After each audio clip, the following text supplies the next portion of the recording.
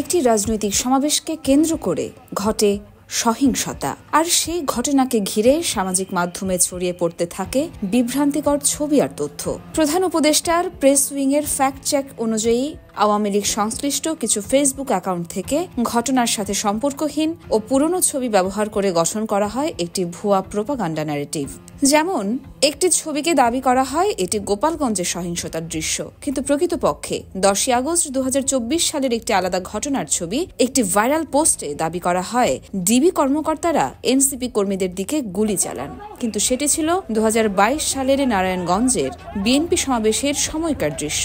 আরেকটি ছবি যেখানে আহত ব্যক্তিদের চিকিৎসা নিতে দেখা যাচ্ছে, সেটিও 2023 সালের 20 মার্চের এক সম্পূর্ণ আলাদা ঘটনার। সবচেয়ে আলোচিত একটি ভুয়া ছবি, এক শিশুকে লাঠি হাতে দেখা যাচ্ছে সহিংসতায় অংশ নিতে। ছবিটি বলা হয় গোপালগঞ্জের, কিন্তু বাস্তবে এটি গাজীপুরের শফিপুরে ধারণ করা হয় 2023 সালের একটি ভিডিওর স্ক্রিনশট। ছবিটির একটি ডিজিটালভাবে সম্পাদিত, সম্ভবত এআই দ্বারাই নির্মিত সংস্করণ ছড়ান আওয়ামী লীগ ঘনিষ্ঠ অনলাইন অ্যাক্টিভিস্ট নিঝু মজুমদার।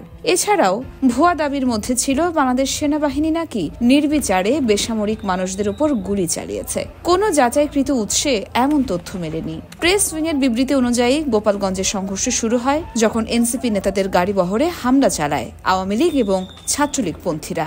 সংঘর্ষে প্রাণ হারিয়েছেন অন্তত 4 জন। পুড়িয়ে দেওয়া হয় পুলিশের গাড়ি এবং ইউএনওর সরকারি যানবাহন। পরিস্থিতি নিয়ন্ত্রণের বাইরে চলে গেলে গোপালগঞ্জের 16 জুলাই রাত 8টা থেকে পরদিন সন্ধ্যা 6টা পর্যন্ত কঠোর কারফিউ জারি করা হয়।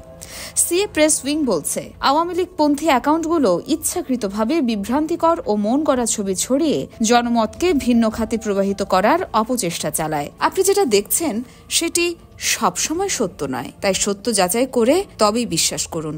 ফ্যাক্ট চেক করুন, বিভ্রান্তি এড়িয়ে চলুন, গুজব রুখুন, তথ্য নির্ভর থাকুন। ইয়োরমা শায়ের জাহান, দেশকাল নিউজ।